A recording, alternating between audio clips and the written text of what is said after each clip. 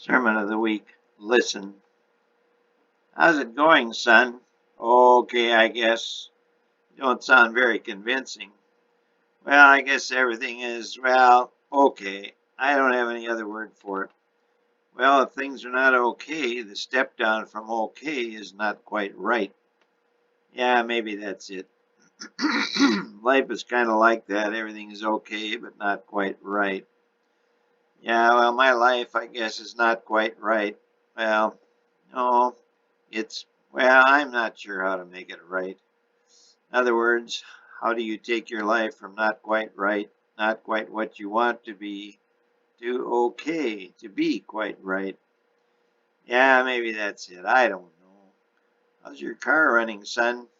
It's okay. A little miss in the motor now and then, but still full power when I need it. Yes, one thing you can count on in those Chevy engines, even your 454.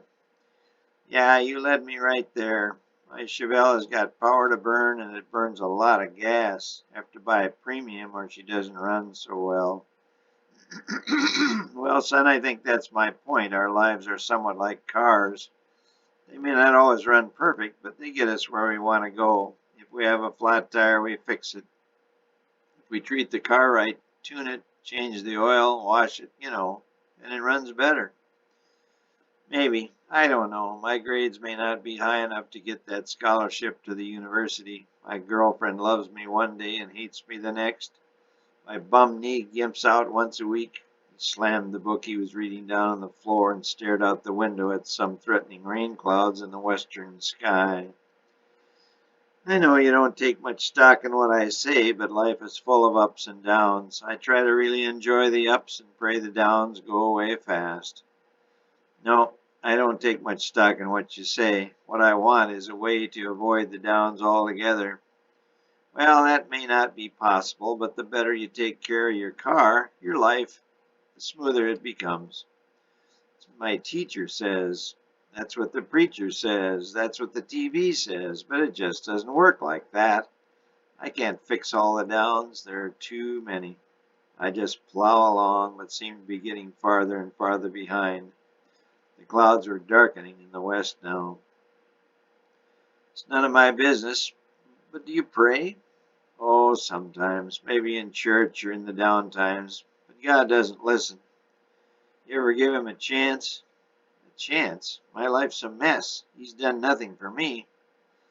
No, after you pray, do you ever give him a chance? Do you pray and that's the end of it, or do you pray and then listen for a minute or so to see what God says? Never did that. Do you? Sometimes, his father said, but not often enough, I guess. Well, I'll try it sometime.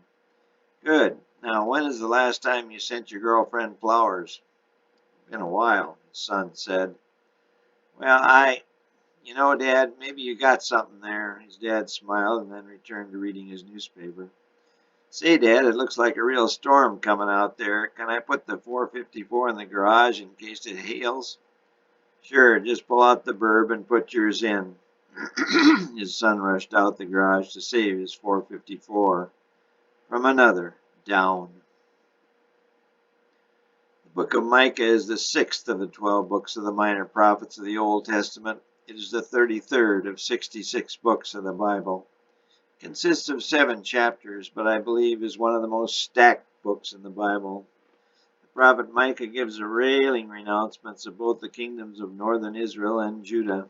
He also pinpoints many other events which take place far into the future. Micah is mentioned only one other time in the Bible. The prophet Jeremiah speaks of him. Micah the Morasthite prophesied in the days of Hezekiah, king of Judah. Jeremiah 26:8.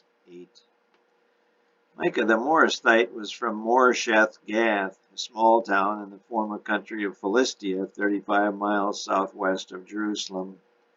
He states that he prophesied to both Judea and the northern kingdom, and he lives during the reigns of Judean kings Jotham, Ahaz, and Hezekiah. This places him somewhat in the chronological center of the minor prophets. Prophet number 5, Jonah, leads off the field of 12 about 825 BC. And Micah slots it into the time period of 750 to 710 BC. During his life, the world is in its usual turmoil, but several major things take place. In 713 BC, God backs up world time as seen on the sundial of King Hezekiah of Judah. We are not told exactly how the world reacted to this monumental event, but most certainly it did in many ways. In 753 BC, Romulus founded the city of Rome, a city which to date has influenced the world as much as any city other than Jerusalem, and still remains powerful some 2,700 years later. Egypt was still a world power, but Assyria reigned as number one. In fact, as Micah predicted, Assyria would conquer and take captive the northern kingdom of Israel. This happened in 722 BC. And this man shall be the peace, when the Assyrians shall come into our land. And when he shall tread in our palaces, then shall we raise against him 7 shepherds and 8 principal men. Micah 5:5.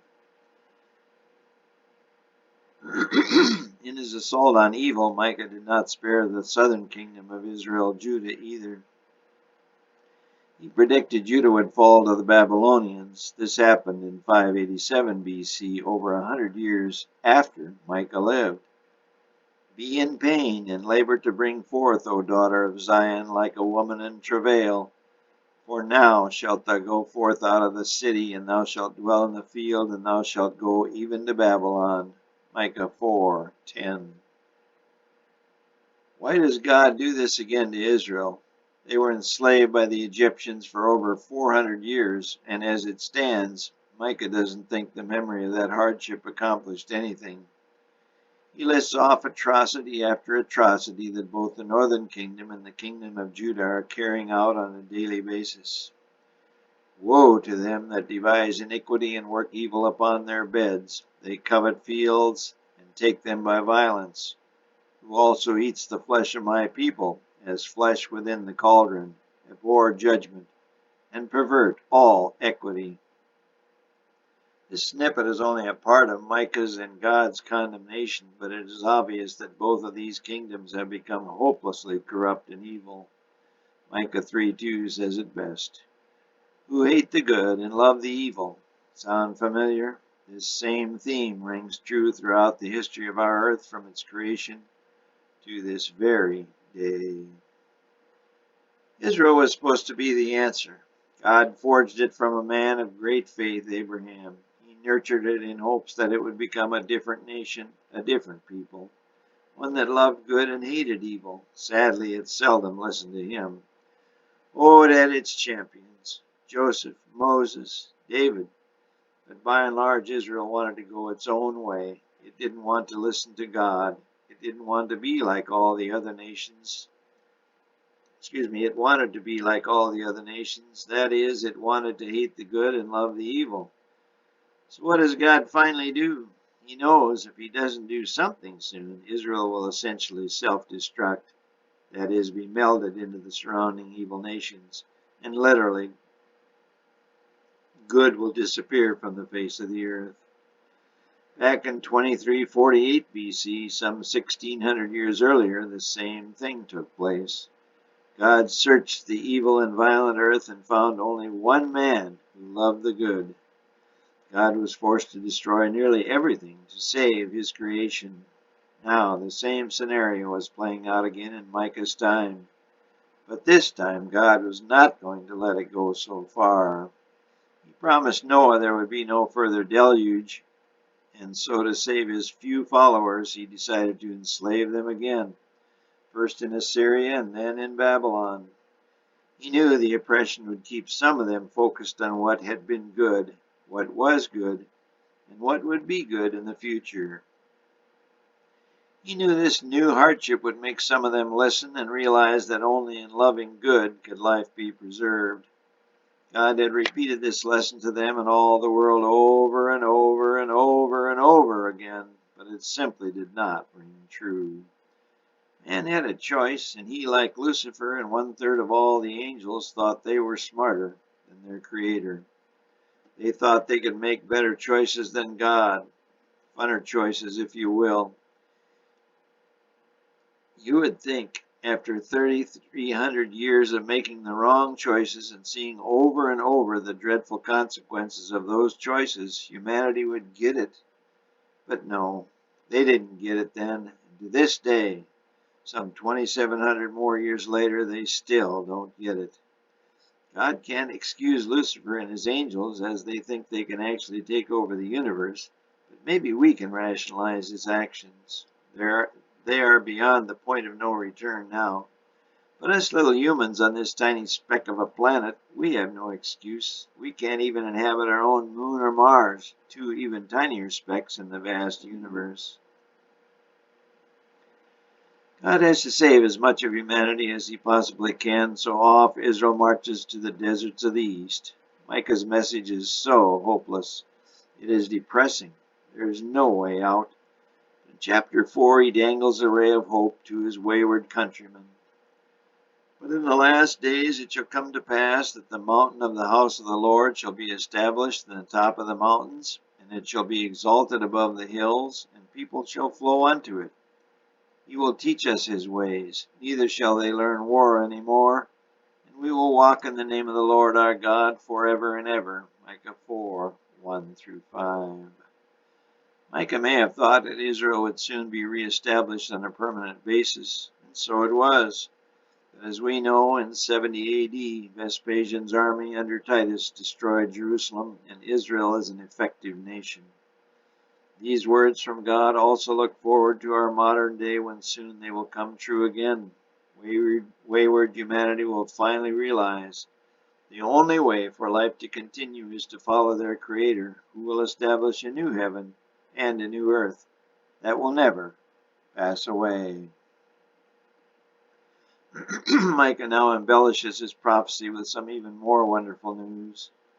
But thou, Bethlehem Ephratah, though thou be little among the thousands of Judah, yet out of thee shall he come forth unto me, that is to be ruler in Israel, whose goings forth have been from old, from everlasting.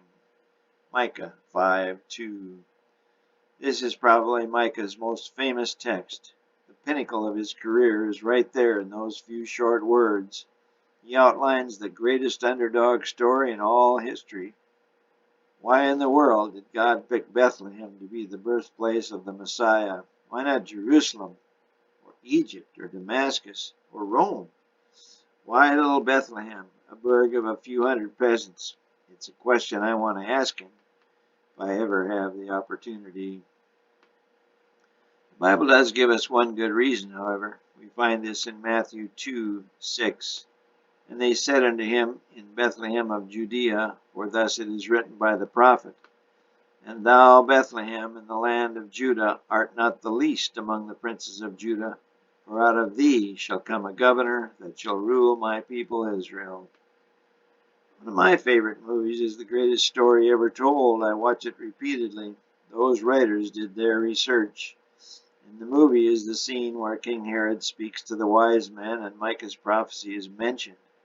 They call him Maccaeus and intimate that King Herod knows the prophecies well. Of course, we all know that King Herod does with this new knowledge. What King Herod does with this new knowledge. Maybe God chose a small village rather than a large city, knowing that Herod or other leaders would have caused vast carnage searching for this supposed threat to their throne.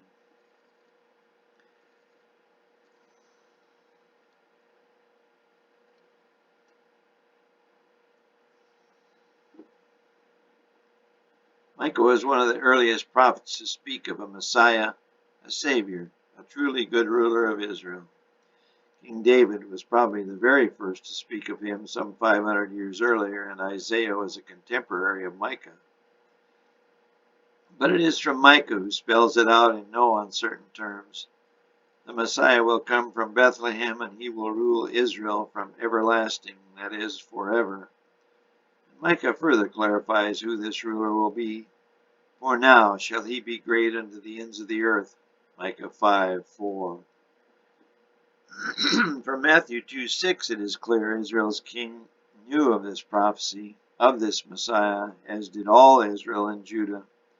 Micah's prophecy stood the test of time. 700 years after he spoke those words, King Herod, the priests, and all Israel knew there would be a Messiah, a Savior. The amazing thing to me is that they didn't recognize him when he showed up in Nazareth one day. And when they finally did figure out who he was, they used every measure they could think of to get rid of him. And when they couldn't eliminate him, the mighty angels of evil were called in, led by Lucifer himself, to take their best shots at him, to destroy him. I thank God every day that did not happen and never will. Micah's remaining chapters give further evidence of the widespread evil in Israel and the world. The atrocities described are abominable, yet when you read them, they apply to any age in world history, including our own. Micah waxes eloquent about the evils of the world, but as he winds down, he shows a bit of mercy. He hints at another prophecy. In the day that thy walls are to be built, in that day shall the decree be far removed. Micah 7:11. He says Israel will return to Jerusalem, and the decree will mandate the rebuilding of the wall of Jerusalem. Daniel the prophet expands on this prophecy, and in 457 BC, King Artaxerxes authors a decree to build the walls of Jerusalem. 49 years later, in 408 BC, Nehemiah returns from Medo-Persia and accomplishes the task of rebuilding Jerusalem's walls in an amazing 52 days. Nehemiah 6:15. I don't think even a modern construction company could match that feat.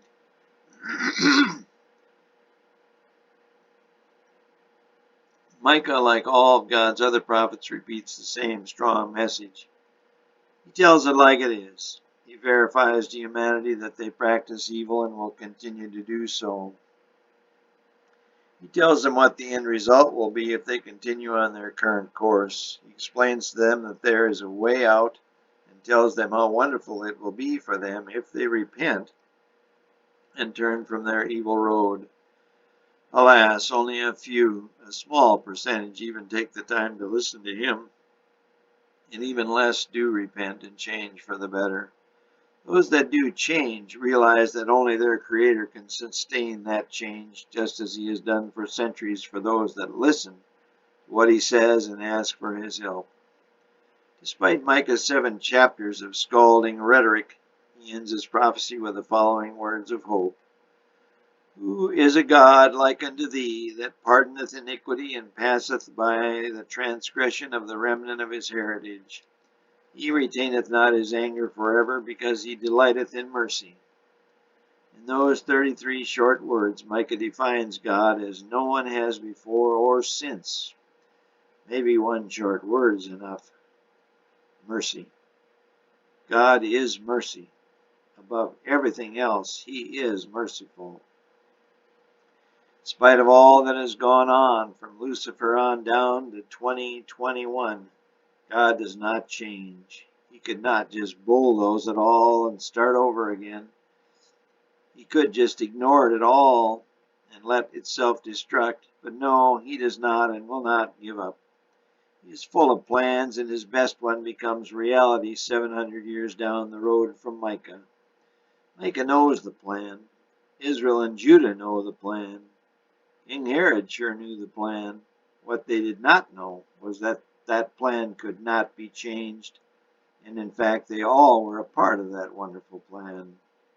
Herod, the priests, the Jews, Pilate, Lucifer, they all thought when they marched Jesus up Golgotha's hill that he would be forever destroyed, gone, forgotten. What they didn't realize was that Jesus was marching each and every one of them up to Calvary to play their part in the greatest plan in history.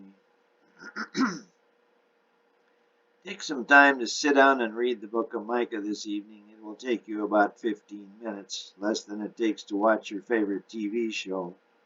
His book is loaded with information about you, about us, about history, about Israel, about the Messiah, about the future, and above all, it is about the character of God, the conclusion of Micah and the conclusion you will come to is that God is mercy. And one more thing, take some time to pray each day. Your life will be better. And also take some time to listen back. Talk to God, but also listen to God. He delighteth in nothing more than talking to you. Where's the morning paper? The journal. Where's the Jerusalem Journal? He knew he said it a little too loudly, but he wanted to read it a bit before he headed for work. I don't know, sweetheart. I haven't been able to go out on the porch. The yolks broke, so I had to start over. I'll get it. Again, there was some disgust in his voice. His wife was dutifully recooking his eggs. He would only eat them if they were over easy. If the yolks broke, he would eat toast and head to work. He had to search, but finally found it under a bush in the neighbor's yard. Dog again. I think I'll poison it. Then I can have my paper when I want it. Sat back down at the table and was surprised but happy to see 2 eggs over easy on his plate, yolks intact. His wife was no gourmet cook, but she worked at it. She sat down and began working on her waffle. Anything interesting? I don't know. Let me see. He stared at the front page and his face turned white as a sheet. His hands began to tremble ever so slightly as he kept reading. What is it, sweetheart? His wife said through a mouthful of waffle. It's happened. Samaria, it's fallen. What? Let me see. She got up and looked over his shoulder. They both kept reading. It's over. It's over. It's over. He said he would do it, and he did it. God said he would do it, and he also said we, Judea, would fall, and I can't believe it. God's merciful. I never thought he would do it. I believed it, just a threat to get rid of some of the corruption, some of the crime. But he actually did it. And we'll be next. What is it? What day is it? June 12, 722, she said. I wonder how long we will last. Hezekiah is ill. When he goes, the whole thing goes. We better get together a plan so we can escape to Egypt or somewhere. I can't sit in any jail or be a slave. I won't do it. But I remember something you said. You said God told you that Jerusalem would fall to Babylon. Where's Babylon? How could you? You promised mercy. How could you? Micah stood up and then slumped to the ground, hands in the air. He waited for, but did not receive any response. What's the matter with Dad? Micah Jr. said, popping into the kitchen. Your father's very upset. The city of more bad news from God again, Dad? Forget about God. He doesn't exist. You're trying to be so strange. Prophets don't exist anymore. No one listens to them. They're history. You listen to astrologers. You know, my teacher says their predictions are 80% accurate. When is the last time you predicted anything right? Junior sat down in his father's chair and began inhaling his eggs. His father turned and pointed to the front page of the paper laying next to the eggs. It's old news. Old Shalmaneser has been at it for 3 years. Finally did it. Serves him right. You know there are cannibals up there? My teacher says they cook and eat their own children. Don't worry, Pop. We'll be fine here. Besides, the Pharaoh is backing up old Hezi. He popped up and said, Gotta go. And go he did. Micah worked his way back up in his chair, and his wife began working on some new eggs. I better get down to the office and then over to the king's castle. Hezekiah will want to know what God has to say. I'm sure all his astrologers will feed him some song and dance. That was what was supposed to happen. He usually will then ask me what God says. I have no idea what to tell him. I'll probably just stand there and say nothing. Sweetheart, here's your eggs. She set them in front of him, but one yolk was now broken. He realized it was a sign of some sort. I can't eat, but thanks. I gotta go. He got up and headed for the door. His wife raced over. I love you, she said, and kissed him on the cheek. He did not kiss her back. As he walked along the several blocks to his office, a man fell in step with him. Neither said a word until they had to stop for a cordon of soldiers marching toward the king's palace. "Looks like security is stepping up," the man said. "Yeah, we're going to need it. You see the paper?" The man nodded. "I think it started," he said. Micah nodded, and the two went their separate directions. Once at his office, his secretary said he was to go immediately to the palace. Once there, he was ushered into the king's chamber. "Micah, my good man, what does the Lord have to tell me this awful day?" Not knowing where the words came from, Micah said, "Be in pain and labor to bring forth, O daughter of Zion, like a woman in travail. For now thou shalt go forth out of the city, and thou shalt dwell in the field, and thou shalt go even to Babylon." The king stood, hobbled over to Micah, and put his hand on his shoulder. "Speak the truth, my son. We are as evil as our Samaritan brothers. It may be a while, but we will suffer the same fate as theirs, though I fear by a much stronger foe." Micah nodded and helped the old man over to his throne. "Evil is winning, Micah. How do we stop it?" King Hezekiah said. "Only God can stop it, Your Highness, and right now I don't think he has much patience left in him." "Talk to him, Micah. Please talk to him. There must be at least 1 ounce of patience left in him somewhere." "I'll try, but I think he's out of patience, sir." "You may be right," the old king said, nodding in agreement. Micah stared down at the floor, then back up at the old king. Both had tears running down their cheeks. Micah said softly, "I think all he has left is mercy."